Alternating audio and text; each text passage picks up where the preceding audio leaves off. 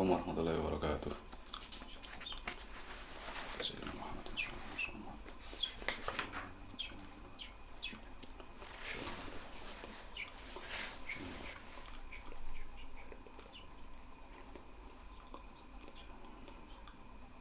Al-Fatihah. A'udzu billahi minasyaitonir rajim. Bismillahirrahmanirrahim. Alhamdulillahirabbil Ar-Rahmanir-Rahim. Maliki yaumiddin. Iyyaka na'budu wa iyyaka nasta'in. Shiratal ladzina an'amta 'alaihim ghairil maghdubi 'alaihim waladdallin.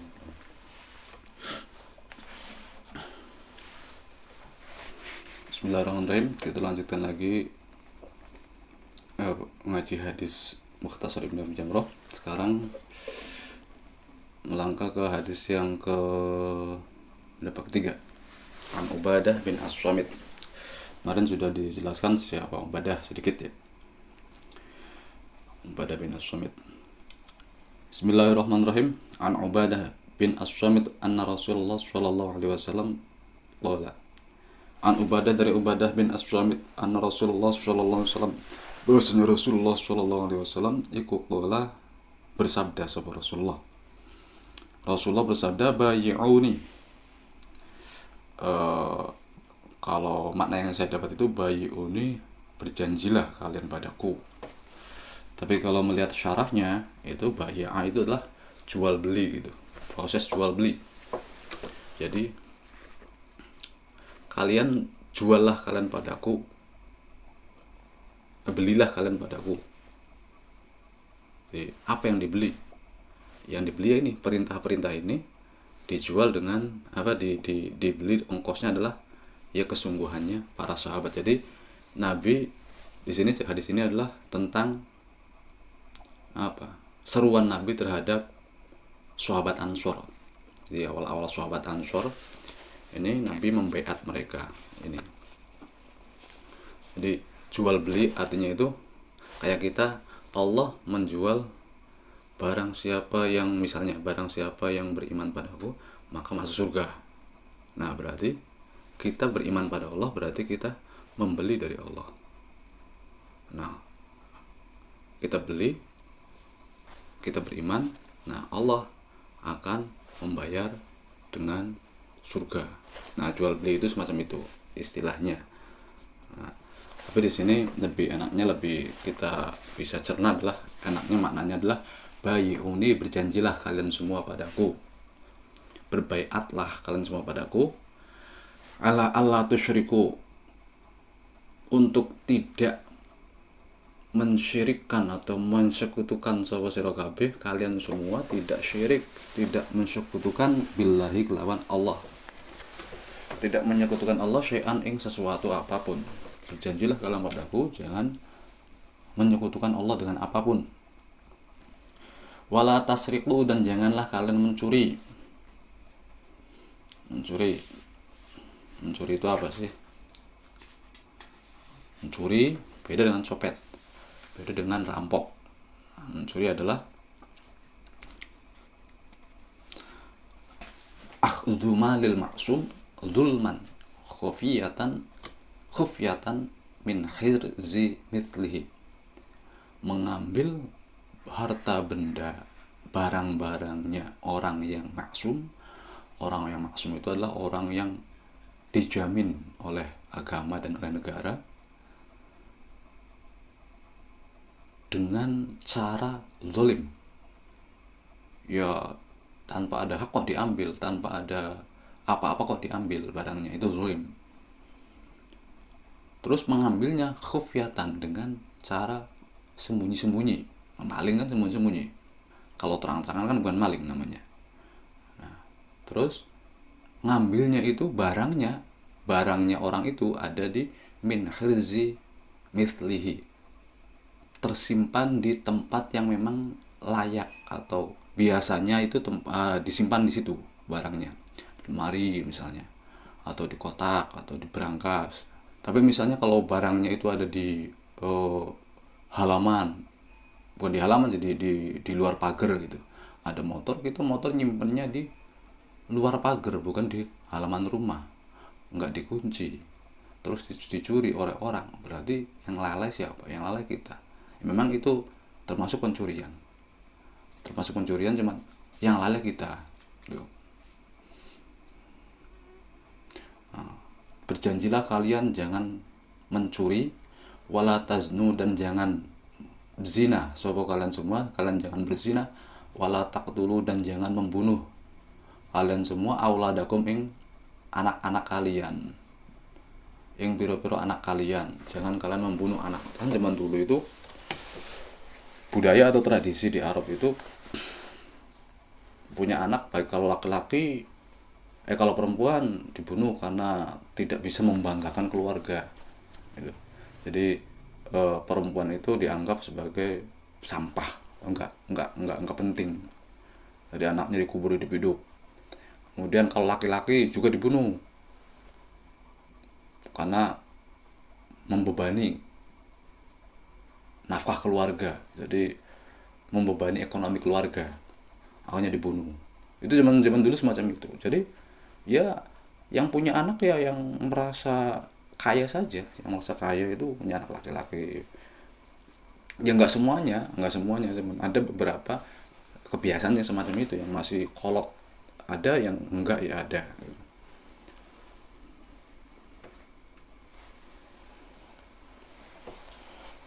Wala taktu, dan janganlah kalian lakukan, wala taktu, jangan mendatangi soal, jangan lakukan sopo kalian semua, bibuhtanin, dengan kebohongan. Bibuhtanin, dengan kebohongan, jangan kalian lakukan kebohongan. Taftarunahu, yang melakukan kalian semua ing buhtan, yang kalian lakukan. Tahtarunahu, yang melakukan sopo sira kabeh sopo kalian ing buhtan, baina aidikum, di hadapan kalian, wa arjulikum, atau di depan di belakang kalian. Artinya baik kamu berhadapan dengan orang berbohong atau nggak ada orangnya berbohong. Itu jangan.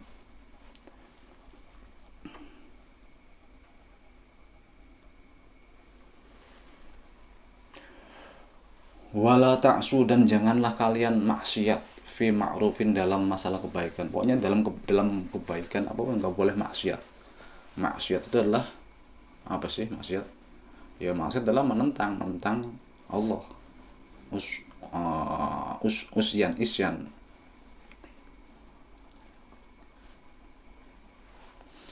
Terus, nah semuanya itu larangan semua. Kenapa? Nggak pernah ada perintah, larangan semua, jangan ini, jangan ini, jangan ini.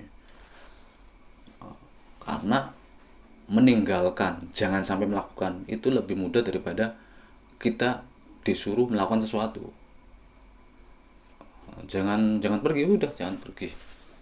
Daripada kamu disuruh pergi ke pasar, itu kan lebih berat daripada tidak pergi ke pasar. Nah, makanya larangan di sini itu lebih gampang dilakukan.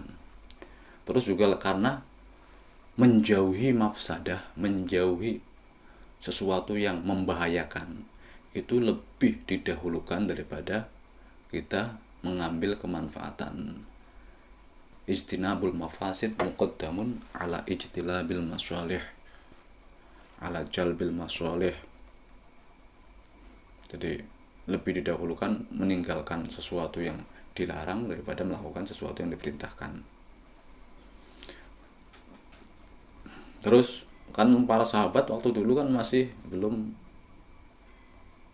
ada, ya syariat itu belum full, belum penuh waktu itu.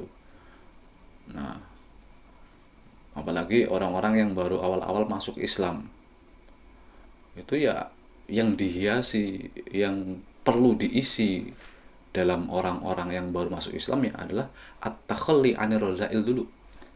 Membersihkan dari sifat-sifat yang kotor, hatinya, perilakunya itu dibersihkan dulu, baru dihiasi dengan perbuatan-perbuatan yang bagus. Itu adalah fase-fase awal orang yang baru mulai masuk Islam, baru belajar juga sama. Orang yang baru belajar, mubtadi, itu ya dibersihkan dulu hatinya, dibersihkan dari sifat-sifat kotor, penyakit-penyakit hati, kelakuan-kelakuan, otak-otak yang ngeras, dibersihkan dulu, baru ilmu itu bisa dihiasi dengan ilmu-ilmu, dengan amal-amal baik. Ilmu pun akan mudah masuk. Faman maka barang siapa maka utawi sapane wong iku wafa menepati sapa man ditepati tadi janji tadi beat tadi menepati janji itu enggak tidak syirik menyekutukan Allah atau tidak mencuri, tidak berzina, tidak membunuh anak-anaknya, tidak berbohong, tidak bermaksiat. Nah, barang siapa yang menempati itu semua minkum dari kalian maka fa'ajruhu maka utawi faman iku wafa ya berarti. Faman maka utawi sapan iku wafa menepati sapaman minkum dari kalian semua fa'ajruhu maka utawi ganjaran pahala balasan nyaman iku alallahi diserahkan pada Allah. Terserah nanti diserahkan pada Allah. Tapi Allah enggak mesti membalasnya. Wah, dia sholat maka Allah akan membalasnya dengan ini. Oh, dia maksiat maka Allah akan menyiksanya dengan ini. Enggak. Tidak diwajibkan bagi Allah memberikan pahala dan memberikan siksa. Allah menyiksa, Allah memberikan pahala, itu adalah anugerahnya Allah, itu adalah sifat jaiznya Allah, boleh-boleh saja, sah-sah saja, tidak diwajibkan. Kalau Allah wajib, Allah dia kan sholat sunnah, masa nggak dikasih pahala? Kalau Allah wajib memberikan pahala semacam itu, berarti Allah terpaksa, dipaksa oleh sistem semacam aturan semacam itu.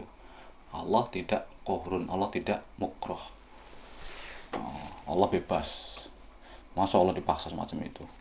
Terus kenapa kok kalau orang sholat dikasih pahala, orang durhaka, orang maksiat dikasih dosa? Lah itu kalau orang yang sholat dikasih pahala karena memang sifat Rahman dan Rahimnya Allah. Kalau orang maksiat dikasih disiksa itu karena keadilan Allah. Tuh. Jadi Allah enggak wajib untuk membayar atau membalaskan atau mengganjar seseorang. Itu semuanya sifat jaid. La yajibu alaihi iqabul asi wala sawabul mudi. Tidak diwajibkan bagi Allah menyiksa atau memberikan siksaan kepada orang yang bermaksiat atau memberikan pahala bagi orang yang taat.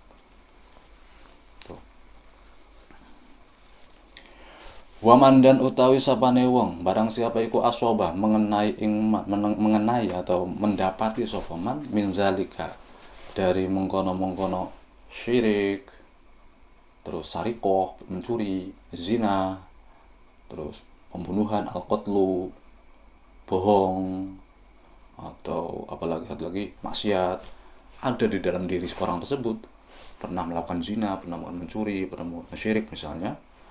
Barang siapa yang mendapati dalam dirinya itu ada semacam itu, syai'an ing sesuatu, ya fa'uqiba maka fa'uqiba maka dihukum sopoman fid dunya yang dalam dunia.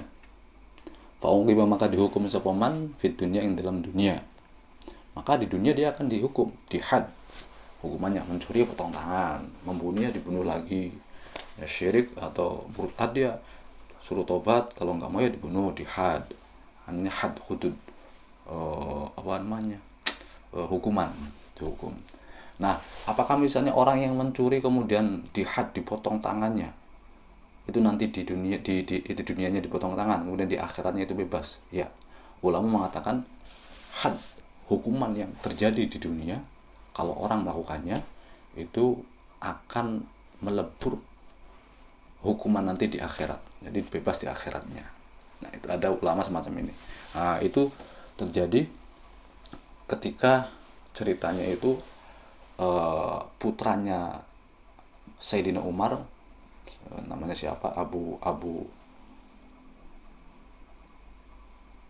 bukan Ibnu Umar, bukan Abdullah bin Umar, tapi satu lagi putranya Sayyidina Umar. Ketika Sayyidina Umar menjadi khalifah itu memperkosa orang perempuan, kemudian perempuan itu melahirkan anak, lalu setelah lahir anaknya mengadu kepada Sayyidina Umar.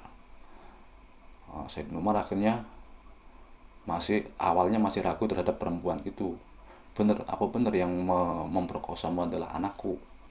Ya, akhirnya perempuan itu saya berani bersumpah di atas Al-Quran. Jadi akhirnya perempuan itu bersumpah di atas lembaran-lembaran Al-Quran, mulai dari Al-Fatihah, bersumpah di lembar, di apa, dibuka lagi. Setiap lembar itu bersumpah, saya bersumpah bahwasanya yang memperkosa saya adalah ini. Terus sampai surat Yasin akhirnya berhenti. Sudah kata Sayyidina Umar. Kalau memang begitu tunggu di sini. Itu kejadiannya di masjid ketika Sayyidina Umar bersama para sahabat yang lainnya. Nanti di hadapan sahabat yang lainnya itu perempuan itu mengadu. Akhirnya Sayyidina Umar pulang. Ternyata pulang di rumahnya ada anaknya lagi makan. Kemudian dipanggil, ditanya, kamu bener nggak memperkosa seorang perempuan? Awalnya nggak ngaku. Terus karena apa? Karena kejadiannya itu anaknya Sayyidina Umar sedang berkunjung atau pergi ke suatu daerah perkampungan Yahudi, kemudian meminum kayak khomer lah, jadi perasan kurma yang sudah difermentasi, akhirnya memabukkan. Akhirnya diminum oleh putranya Sayyidina Umar itu, lalu pulang dalam keadaan mabuk. Pulang lewat kebun, ada perempuan itu, akhirnya diperkosa. Nah itu nggak sadar dalam keadaan mabuk, akhirnya pulang. Nah karena nggak sadar akan itu, ya awalnya putra Sayyidina Umar itu nggak ngaku. Kemudian digeret, ditarik sama Sayyidina Umar ke masjid, lalu dihadapkan dengan perempuan itu. Akhirnya perempuan itu ini adalah yang memperkosa saya. Nah awalnya putra Sayyidina Umar masih nggak ngaku. Terus diingat-ingat, oh iya, waktu itu ternyata setelah pulang dari rumahnya orang Yahudi dalam keadaan mabok, mendapati perempuan itu. Nah akhirnya dia apa? Dihukum, dijilid. Orang memperkosa dijilid, zina berarti dijilid sampai 100 kali putranya Sayyidina Umar sampai mati. Ketika dijilid itu putranya Sayyidina Umar itu minta ampun, tolong, sudah minta dihentikan karena rasa sakit. Karena apa? Menjilidnya itu ya pakai pelepah kurma, ujungnya itu, lalu yang mencambuk itu adalah seorang budak yang memang tenaganya itu sudah sangat kuat. Jadi sekali cambuk itu sangat sakit. 10 kali, 20, 30, 40, 50, sampai 60, sampai 80 itu sudah nggak kuat. Minta ampun. Jawaban Sayyidina Umar apa? Saya lebih baik menyayangimu untuk di akhirat daripada di dunia. Kalau saya bebaskan kamu sekarang, nanti kamu di akhirat akan terkena siksa lagi. Lebih baik siksanya diselesaikan di dunia. Nah terus ke 90 masih minta ampun, akhirnya dipesani tanggung 10 lagi. Kalau nanti kamu ternyata sampai 100 kali cambukan masih hidup, saya bersyukur. Kalau kamu sebelum mati meninggal, sampaikan salamku pada Nabi Muhammad, pada Rasulullah, dan saya sudah memenuhi hak dan kewajiban saya. Akhirnya dicambuk lagi sampai 100, mati, meninggal putra Sayyidina Umar. Meninggal, kemudian Sayyidina Umar yang membawa sendiri sambil nangis, terus dimandikan, dikafani, disolati. Nah, malam harinya Sayyidina Ali bermimpi bertemu Nabi yang bersama dengan putranya Sayyidina Umar itu dalam keadaan wajah yang berseri-seri. Nabi menitipkan salam kepada Sayyidina Ali, ya Ali, sampaikan salam kepada Umar. Anaknya sudah ada padaku, saya banggalah, semacam itu.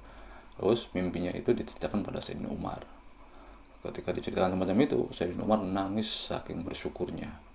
Ternyata hukuman anaknya itu sudah selesai di dunia. Di akhirat bisa bertemu dengan Nabi, bisa berkumpul dengan Nabi. Nah mungkin dari cerita itu juga kita bisa menentukan, mengatakan bahwasanya orang yang bermaksiat dari perbuatan-perbuatan tadi, nanti di dunia dihukum, nanti di akhirat enggak gitu. Kalau sudah dihukum di dunia, di akhiratnya bebas, diampuni lah oleh Allah, diampuni. Ya kalau Allah mengampuni juga. Fahuwa maka utawi apa?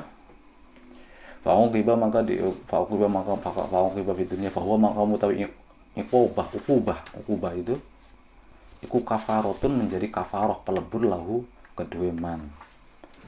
Iku kafaratun menjadi kafaroh lahu maring man. Maka hukuman had di dunia itu menjadi pelebur bagi dia. Iqob nguqiba iqobun.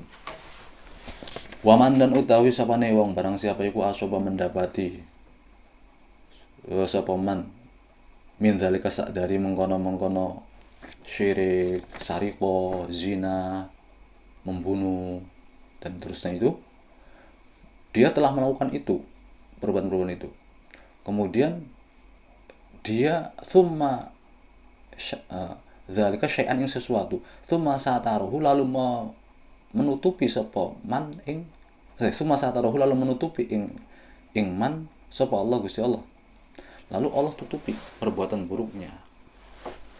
Jadi tidak mencerita-ceritakan, tidak tersebar luas itu, aman-aman saja. Lam yudhir alaihi ahadun. Orangnya tersebut setelah melakukan itu diam-diam, tidak mencerita-ceritakan, tidak bangga. Saya kemarin tadi malam mencuri. Saya tadi malam telah berbohong begini, telah ngeprank ini. Nah, malah dicerita-ceritakan itu malah tidak ditutupi.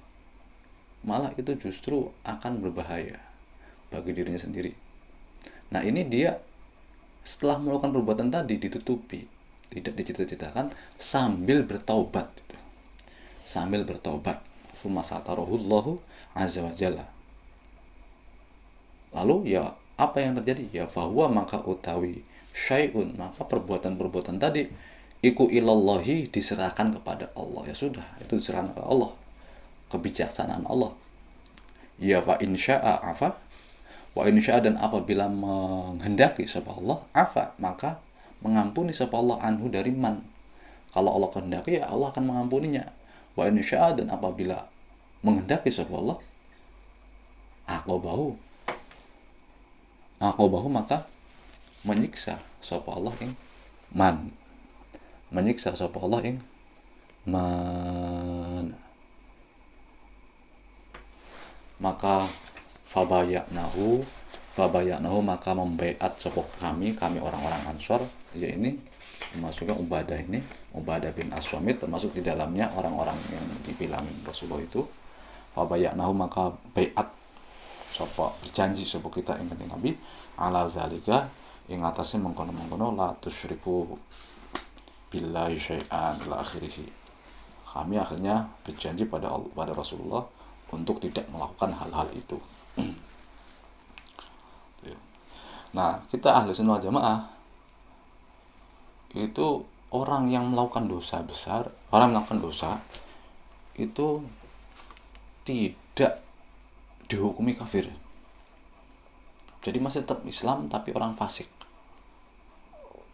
Nah, kalau orang Khawarij itu orang yang melakukan dosa itu langsung dihukumi kafir.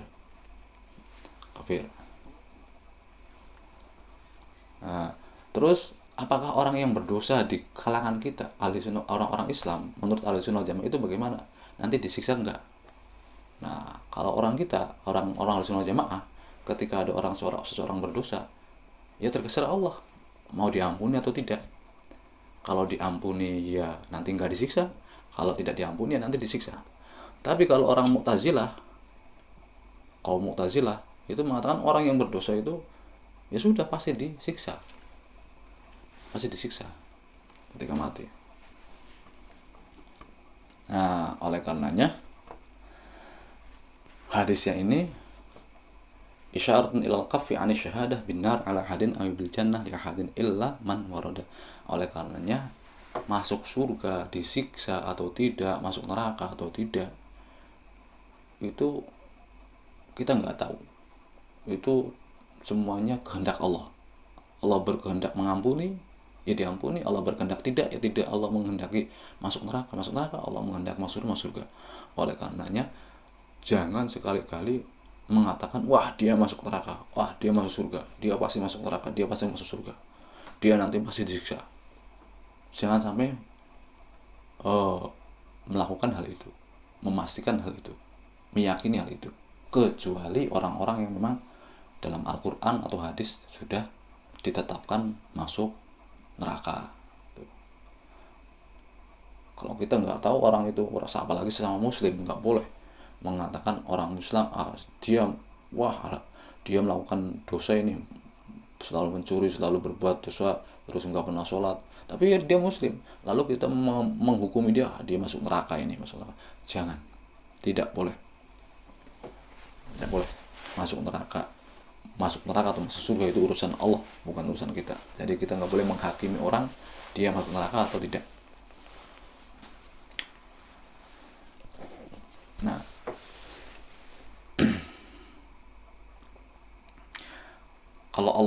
kalau misalnya ada orang yang melakukan perbuatan dosa, terus Allah hukum di dunia, itu hukumannya misalnya kan dia melakukan pencurian, terus bertobat atau tidak dihukum, sembunyi-sembunyi lah, tidak diumumkan, tidak diceritakan, akhirnya ditutupi oleh Allah. Kan tadi dikatakan kalau Allah menghendaki Allah ampuni, kalau Allah menghendaki Allah menyiksanya. Nah, di antara siksaan, di antara hukumannya itu adalah ya bisa jadi nanti di dunianya dia akan mendapat bencana, akan mendapat musibah. Itu mungkin adalah hukuman bagi dosa-dosanya yang telah dia lakukan, atau sakit, atau miskin fakir, atau anak-anaknya meninggal. Mungkin itu adalah ukubah fid dunya takunu bil baya. Nah, hukuman di dunia itu bisa berupa bencana, musibah, bisa berupa sakit, fakir, kematian anak-anaknya itu. Atau nanti hukumannya nanti dikubur atau di akhirat. Nah, nanti terserah Allah mau hukumnya di mana. Kalau Allah hendaki di dunia saja, sudah di dunia. Kalau nanti di alam kubur saja, di alam kubur. Atau nanti di akhirat saja hukumnya, di akhirat, terserah Allah. Jadi orang yang berbuat dosa itu terserah Allah mau diapain. Bismillahirrahmanirrahim. An Abi Bakrah, dari Abi Bakrah qala, berkata sapa Abi Bakrah, sami itu mendengar sapa yang sunnah Rasulullah ing Rasulullah sallallahu alaihi wasallam yaqulu, khale dawuh, khale bersabda sapa Kanjeng Rasul, idza iltaqo, ketika bertemu sapa al muslimani, dua orang muslim bertemu, bisayfihima, dengan kedua pedangnya, muslimani alias kedua alat perangnya. Jadi ada orang muslim satu, si A, si B orang muslim juga, ketemu perang, duel dengan senjatanya masing-masing. Kemudian ada yang terbunuh, ada yang enggak. Nah, maka fal qatilu, maka orang yang membunuh, wal maqtulu, dan orang yang dibunuh, iku finnari, ing dalam masuk neraka. Sama-sama masuk neraka. Loh, kok bisa? Yang dibunuh dan yang membunuh, orang yang dibunuh kok masuk neraka? Qultu, berkata sapa ingsun Ubadah Abu Bakrah, ya Rasulullah, wahai Rasulullah, hadzal qatil, hadza utawi iki hadzal qatil,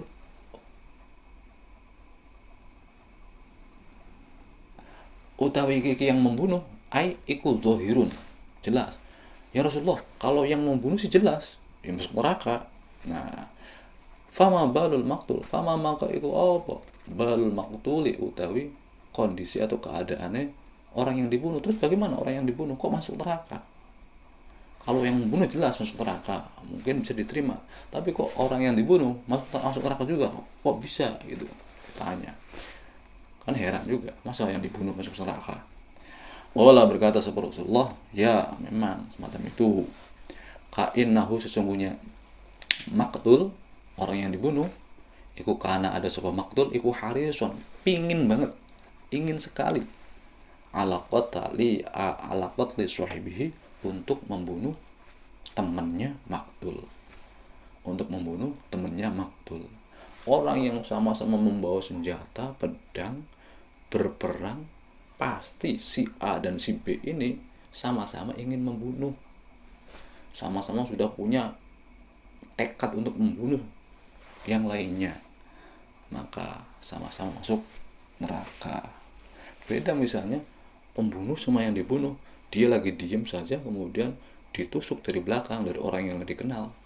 Nah, ini yang nggak masuk neraka, beda lagi kasusnya.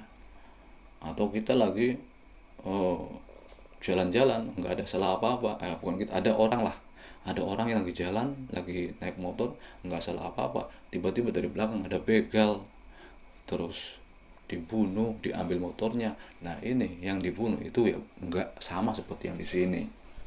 Inilah masuk, ini termasuk syahid, dia dibunuh. Beda kasus. Ini sama-sama berperang, sama-sama berani, sama-sama ingin membunuh yang lainnya dengan menggunakan senjata. Beda ya, jangan disamakan. Karena membunuh itu adalah salah satu dosa besar. Selain syirik, membunuh adalah salah satu dosa besar.